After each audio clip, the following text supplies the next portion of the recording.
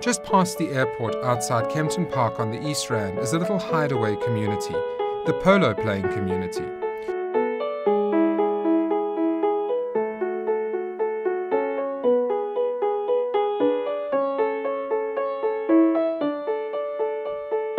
We drove out to the Rocking Four Polo Club, who are currently hosting the Indian National Polo team, led by coach Uday Kalaan. We chatted to Coach Kalaan about his motivations for training the team so far from home. Because South Africa is such a big polo playing nation, and since it's off season in India, it's too hot for the team to practice, and for the horses especially, in this kind of in 45 degrees heat. And South Africa being a nation which has got an abundance of horses and players and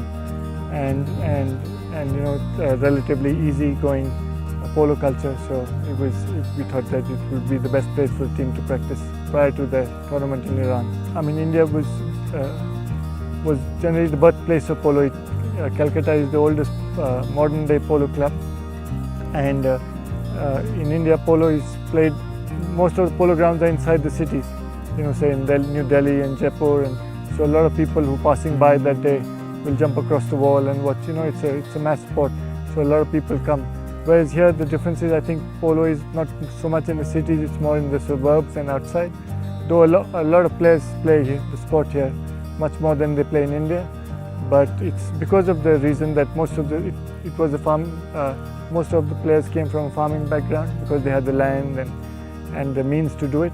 And then now they've turned professional and made polo into a business here. My father was in the army actually, the only mounted regiment in the world. It's called the 61st Cavalry. And that's how we've been associated with the horses ever since I can remember as small children. And we did a lot of equestrian before we started polo, and that's how eventually we started polo. You got to have a strong heart, because this game is for sure not for the faint-hearted.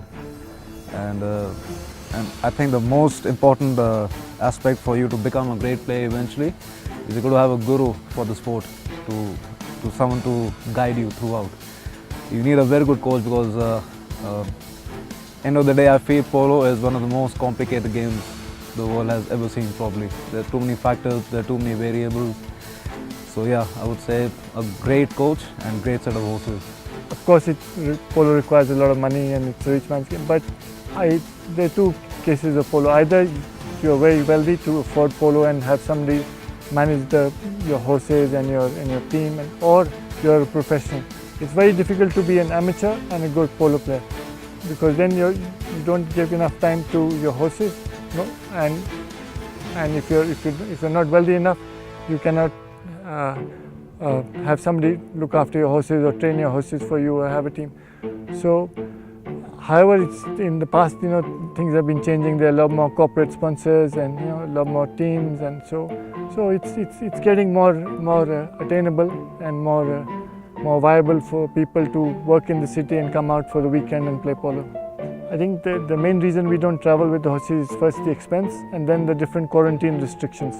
So say bringing horses to Africa or out of Africa, as African horse sickness is quite prevalent here, would require us to spend a month in quarantine before coming and after coming. And that would be really expensive. And the other thing is getting used to horses. Generally all polo horses are trained in a similar way. So when you ride them and when you get used to them, you use similar aids for what we would use on our horses back home.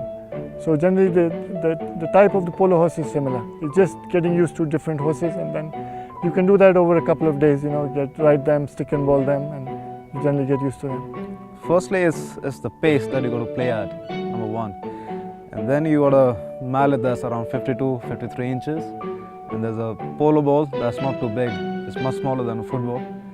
And you got to take it all the way from one end to the other, with 3 other players or 4 other players trying to get the ball off you by any means possible, by a ride-off, by a bump, by a hook.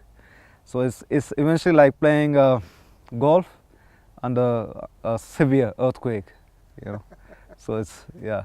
Considering accidents and close calls, there's plenty. Like me and my coach here, Uday Kalaan, we were going for the same ball head to head, and my horse kind of shied off and he switched over to the wrong side instead of going to the other side. So we had head-on collision, and Uday had a very bad concussion, and I broke my collarbone at that time.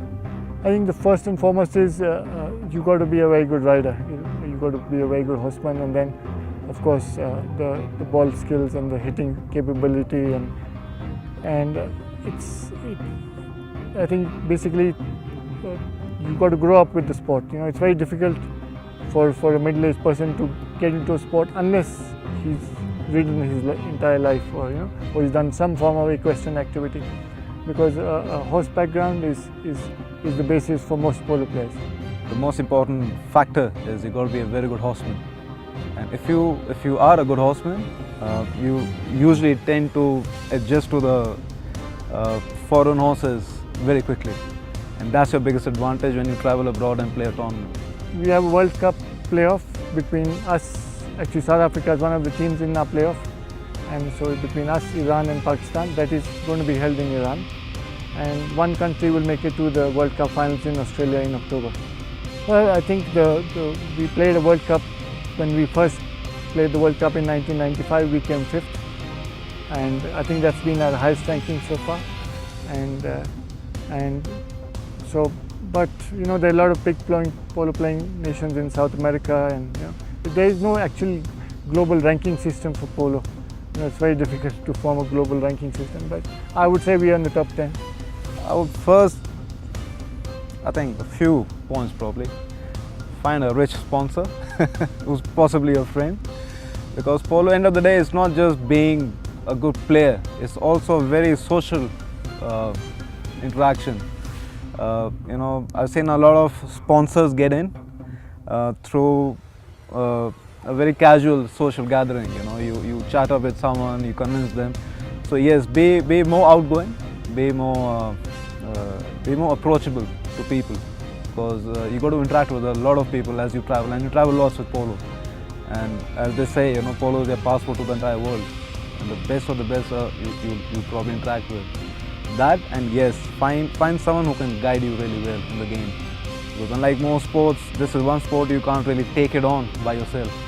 You will need someone to guide you, to teach you how to ride a horse very well, and then yes, eventually how to play the game itself.